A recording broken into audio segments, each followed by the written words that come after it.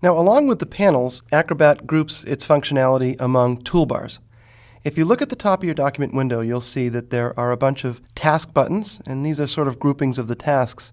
Incidentally, these map to the same tasks that you saw on the Getting Started window. So again, this is sort of Acrobat saying, hey, look, you might want to export, you might want to combine files. These are the kind of groupings of things that you might want to do. There are also, along with the task buttons, which if you click on, you'll notice have little menus underneath of them.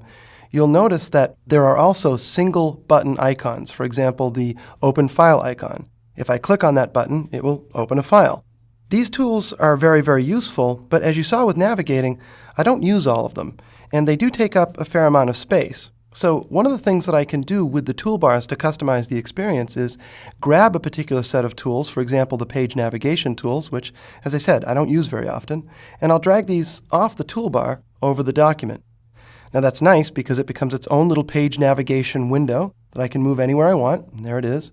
The reason that I did this in this case was because I actually want to click the little X box there and make it go away.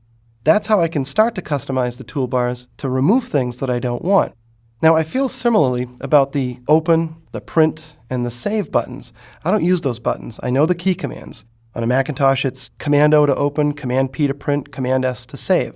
That's pretty common knowledge that that's how those things work. On the Windows, incidentally, it's Control-O, Control-P, and Control-S. Just about every application does that the same way, so I don't use the icons for that. However, I do use the email icon quite a bit. It's not uncommon for me to want to email a PDF file to somebody, and this button in the interface makes it easy to do so very, very quickly. If I click on this button, Acrobat will hand the PDF file over to my email client, and I can send it away. So there's sort of an all-or-nothing approach here. If I get rid of the toolbars, I'm missing a tool that I want, but I'm having to invest in the screen real estate for these 3 tools that I don't actually want.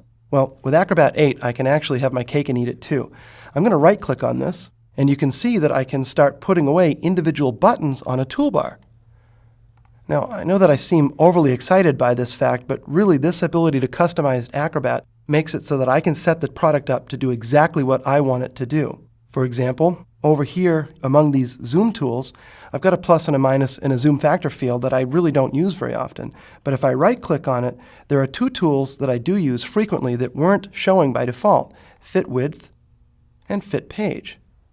So again, I can begin to customize Acrobat by removing the tools that I don't want and even adding tools that I do. So I'm going to get rid of Zoom In, Zoom Out, and I'm actually going to get rid of the Zoom Value. And I'm left with 2 tools that I do use very, very frequently. Now, I mentioned with panels that there are a lot of panels that you're not seeing. The same is true of toolbars. If I go to the View menu and select Toolbars, you can see that there are a wide variety of toolbars that aren't currently showing. One example of a set of tools that I use all the time are the Comment and Markup tools. Well, when I show the Comment and Markup toolbar, there are a lot of tools there, and not all of them are useful to me. So I'm going to go ahead and customize this toolbar. I'm not an engineer, and that's where the Cloud tool is aimed, so I'm not going to use that tool at all.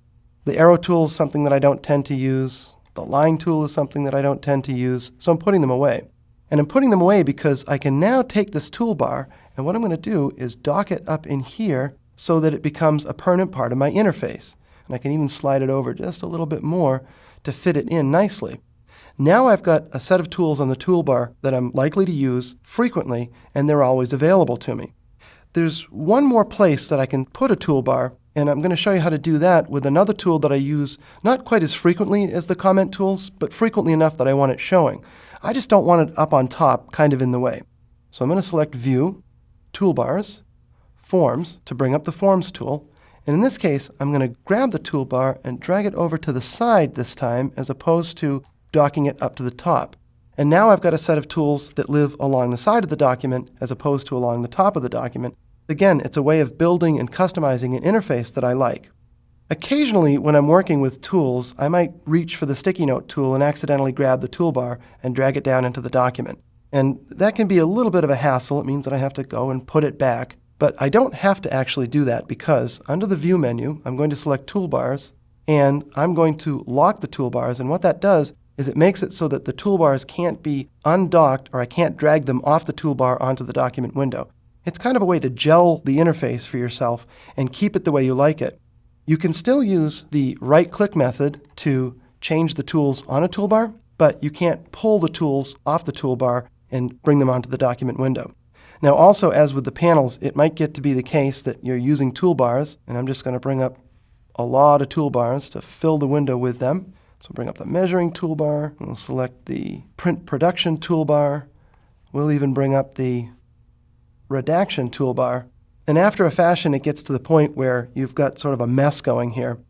Just like with panels, you can always return to View, Toolbars, unlock the toolbars, and then View, Toolbars, reset the toolbars to set everything back to the way it was when you first installed Acrobat.